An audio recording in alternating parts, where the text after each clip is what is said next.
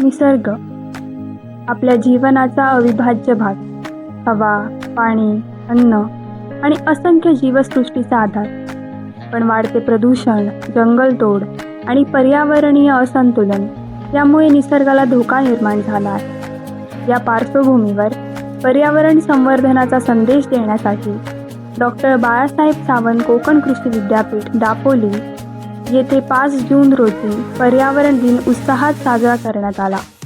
कृषी विस्तार शिक्षण विभागाचे प्रमुख डॉक्टर S.C. वरवडेकर सर यांच्या मार्गदर्शन व अध्यक्षतेखाली आयोजित या कार्यक्रमात पर्यावरण, वन्यजीव संवर्धन आणि समुद्री जीवसृष्टी याविषयी विशेष मार्गदर्शन करण्यात आले.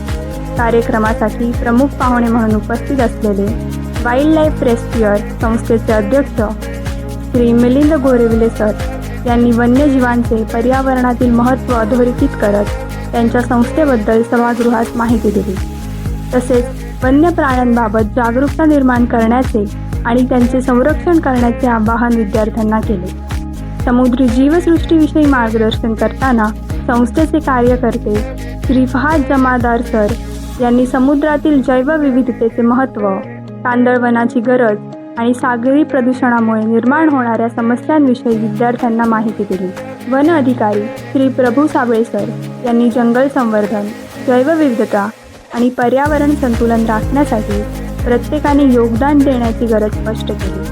व्यासपीठावरील इतर मान्यवरांनी देखील बदलत्या वेळेनुसार निसर्ग व निसर्गातील प्राणीजीवांसाठी आपल्या जबाबदारीची जाणीव विद्यार्थ्यांना करून दिली. अध्यक्षीय भाषणात पर्यावरण हे केवळ आपल्या सभोवतालचे अस्तित्व नसून येणाऱ्या पिढ्यांसाठी जपून ठेवायची अमूल्य परंपरा असल्याचे महत्त्वपूर्ण विचार मांडण्यात आले.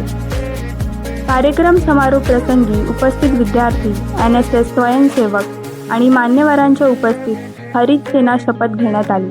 पर्यावरण संरक्षण, स्वच्छता आणि निसर्ग संवर्धनासाठी सक्रिय योगदान देण्याचा संकल्प यावेळी करण्यात आला. पर्यावरण संवर्धनाचा संदेश केवळ शब्दात न ठेवता कृतीतही उतरवण्यात आला. राष्ट्रीय सेवा योजना अर्थात NSS स्वयंसेवकांनी सहाय्यक प्राध्यापक श्री A.S. शिगवण सर यांच्या नेतृत्वाखाली परिसर स्वच्छता मोहीम राबवत स्वच्छ आणि निरोगी पर्यावरणाचा संदेश दिला. विद्यार्थ्यांनी या कार्यक्रमात उत्स्फूर्त सहभाग घेत पर्यावरण संरक्षण, वन्यजीव संवर्धन आणि समुद्री परिसंस्थेचे जतन करण्याचा संदेश आत्मसात केला. पर्यावरणाचे रक्षण ही आजची गरज नसून भविष्यासाठीची जबाबदारी आहे. चला, निसर्ग संवर्धनासाठी आपणही एक पाऊल पुढे टाकूया.